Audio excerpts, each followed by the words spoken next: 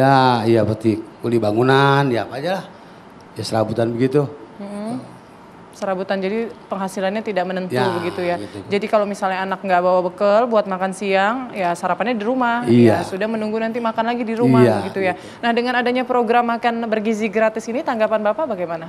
Iya sebetulnya mah kalau kita perhatiin bagus. Cuman ya kalau kita lihat tadi kan apa namanya dengan dana yang begitu besar. Masalahnya kalau memang itu udah berjalan, kan tentunya semua bahan-bahan pangan diborong kan untuk memenuhi kebutuhan makan bersama. Jadi takutnya khawatirnya langka begitu ya, Nah, bahan-bahan pokok jadi mahal karena langka sudah habis. Gitu. Oke. Ya kita takutin langka untuk masyarakat karena udah diborong semua. Kita juga jadi anak doang kenyang kan. Bapaknya nggak kenyang kan gitu.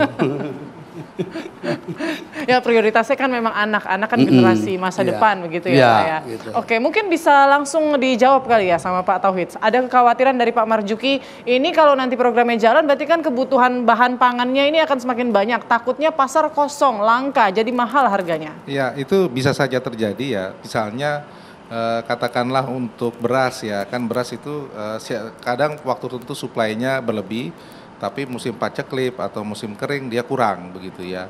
Sehingga rebutan dengan yang masyarakat seperti biasa. Walaupun sebenarnya secara kumulatif konsumsinya sama, tapi karena timing akhirnya harga naik. Hal yang sama misalnya untuk katakanlah sayur atau telur lah begitu ya.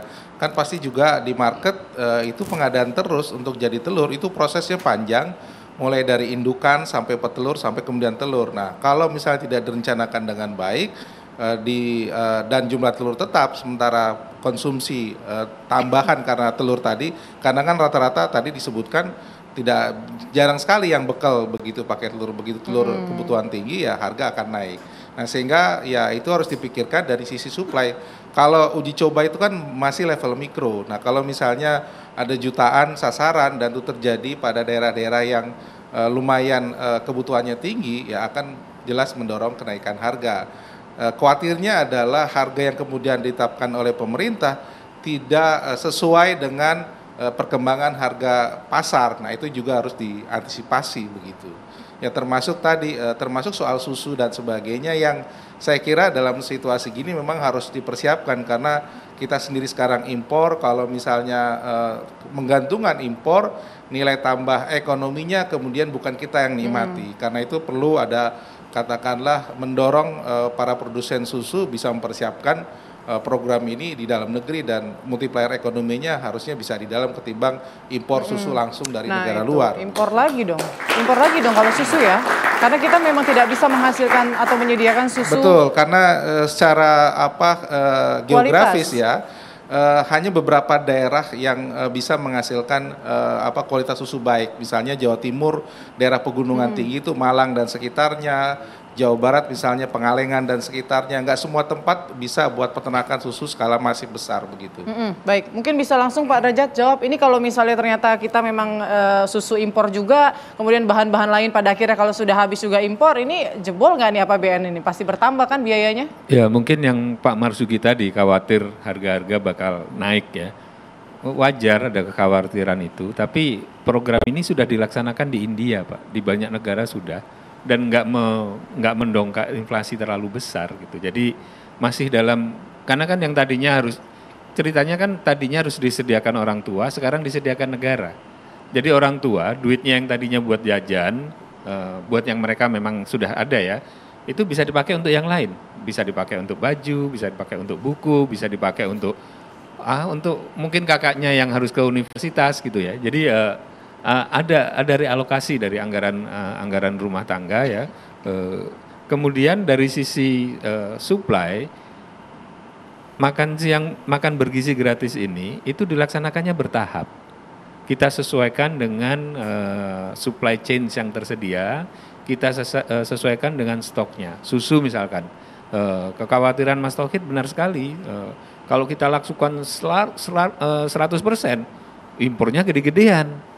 Ya tapi kalau memang nggak bisa susu setiap hari, nggak harus setiap hari kan susunya. Ya daripada selama ini nggak dapat susu, Ya mungkin sekali udah dapat susu. Jadi Karena- kita sesuaikan dengan supply yang ada. Karena bingung juga kalau mau susu diganti ya Pak Tauhid ya, ganti susu kedelai kita juga impor Enggak, kedelainya. susunya susu ini, susu apa Terus namanya? yang lagi susu, ramai juga susu soal sapi. susu ikan juga, itu benar kah? Itu mispersepsi saya rasa itu ya. Yang lebih ini adalah susu dari susu hewani dari sapi. Ya, karena memang yang dibutuhkan untuk otak anak kan itu. Ya. Jadi intinya Badan Gizi nanti itu akan menjalankan sesuai dengan ketersediaan stok pangan, sesuai dengan ketersediaan anggaran tentu saja, sesuai dengan kemampuan supply chain di daerah itu. Misalkan ya di daerah yang untuk ngirim daging itu agak susah, mungkin hanya sekali-sekali daging di sana. Diganti Mungkin protein diganti lain. protein yang lain, ikan, ya kan. Kan ada daerah nelayan yang untuk kirim daging susah, disesuaikan. Jadi akan disesuaikan dengan bahasanya local wisdom, akan disesuaikan dengan kondisi lokal. Nah, makanya itu ada pusat-pusat yang tadi, yang jumlahnya sekian puluh ribu lah angkanya, karena mungkin bisa saja berubah. Itu yang nanti akan berperan ya. Jadi Badan Gizi akan mengawasi dari tentu akan ada dibangun sistem monitoring dan evaluasi. Oke. Dan di kantor Presiden juga nanti akan ada yang memonitor itu juga. Baik, tergantung sama daerah masing-masing ya Pak ya. Jadi tidak sama semua daerah.